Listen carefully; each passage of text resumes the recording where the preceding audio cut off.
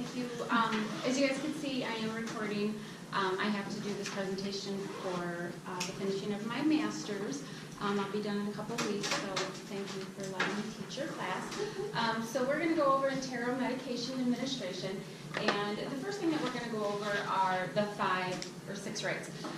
Can anybody tell me, name one of the rights? Patient, okay. Drug. Dose. Time. Gross.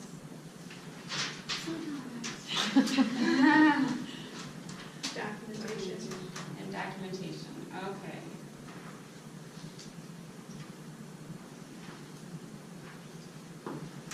Okay, so I'm going to go over them just a little bit here. And we just did all of those. Okay, the right patient. The Joint Commission's National Patient Safety Standards require at least 2 identifiers. So you always ask the patient to say their first and their last name. In some facilities, you're also going to ask for their birth date. And then the third one is going to be their armband. You want to verify with the armband. And then with most of the places, you're going to be scanning the armband. But you just want to verify that it is the correct patient. And then the right drugs. You're going to check the drug 3 times before you get it. The first time you're going to check it is in the medication room. And you're going to be just making sure that it verifies and it's the same drug. And then you're going to be aware of look-alike, sound-alike drugs. One look-alike, sound-alike would be Adderall and Inderall. Adderall would be for a CNS stimulant, and Inderall is a beta blocker. Or you have Celebrex and Cerebrex. And a third example would be clonazepam and clonidine. The other name for clonazepam is Klonopin. So they're very similar, and you just want to make sure. Most of the MARs will say look-alike, sound-alike on the MAR to give you a heads up. And then there are a list of medications, and I know at Mercy we have it in the med room that will alert you of the different medications. And every year we keep adding more and more medications to the look-alike, sound-alike. And then you're going to check the drug again before opening the package. And then you're going to check it the 3rd time before you actually give it to the patient. So there's 3 checks. And then for the right dose. You're going to verify that the dose is appropriate for the patient. And then that's especially when you're redoing your math problems. You want to be very careful of the decimal placement.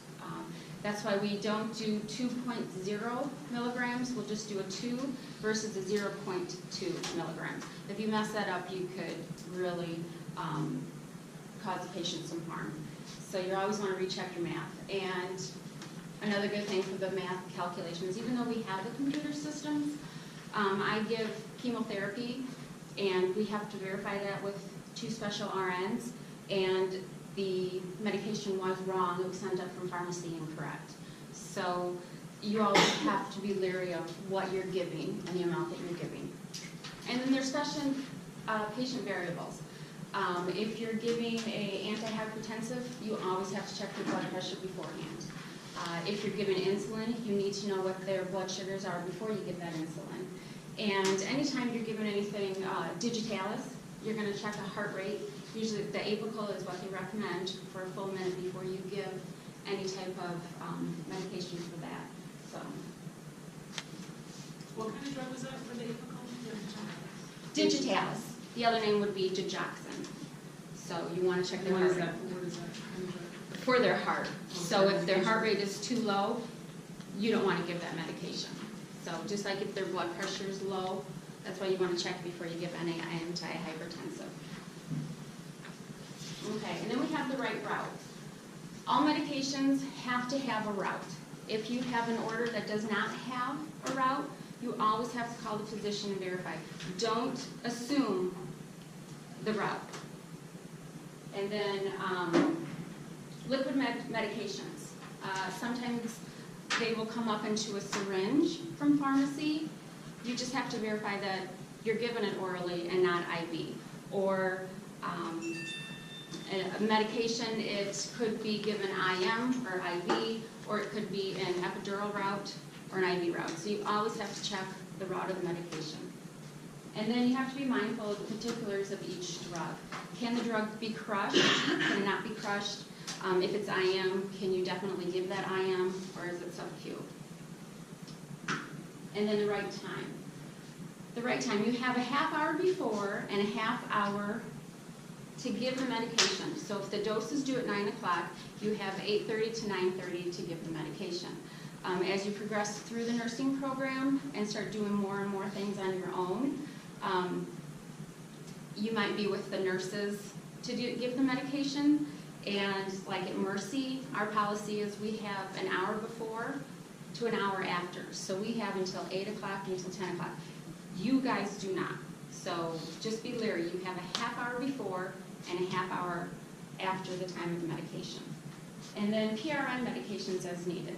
So you want to give those as close to the time frame as possible. So if you have a patient that is taking pain medications and it's every 4 hours, you gave the dose at 7 o'clock, the next dose is due at 11 o'clock.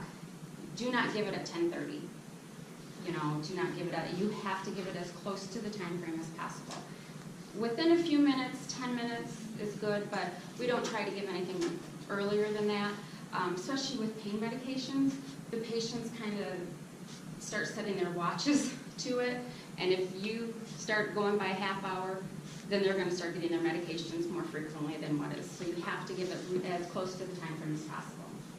And then nursing judgment, there's going to be times where you're not going to give the medication on time. Especially at Mercy, they can order their meal trays at any time that they want. You're not going to give insulin until that meal tray is there. So if the patient is going for a procedure and they can't have anything to eat or drink, you're also going to hold the medication before that procedure. And IVs go out, you're not going to be able to give an IV medication. So there are times where medication can be late. And then, of course, the right documentation. You're always going to document the medication that you gave, the dose that you gave, the time that you gave, the route, and then the site. Most of the electronic medications will have that all on there. The only thing you would have to add is the site. So if it was sub-Q or IM, where did you give it? You gave it in your arm, the leg, so you have to document that. But some of the facilities, like nursing homes, they don't have the medication electronically, so you're going to have to probably handwrite it. So, but you always have to, and then if you don't give a medication or the medication is late, you always have to document why something was not given. The patient couldn't eat or drink, the patient refused, so you always have to document that. Okay, and then these are just for any type of medication. You always want to adhere to standard precautions. So you're going to wash your hands, you're going to put on gloves if there's potential for exposure to a medication. You always want to check the expiration dates. When we go into the clinical settings with the teacher, they will ask you, when is the expiration date of the medication. And then you also want to verify that the medications that you are giving can be given together. Some medications can't be given with other medications, they will bind to it. So you would have to check to make sure that they can do that. And for the most part, they'll be a little bit separated, but you have to know that. And then you always have to review the patient's allergies before you give any type of medication. And then for oral medications, you always want to have the patient drink a full glass of water or any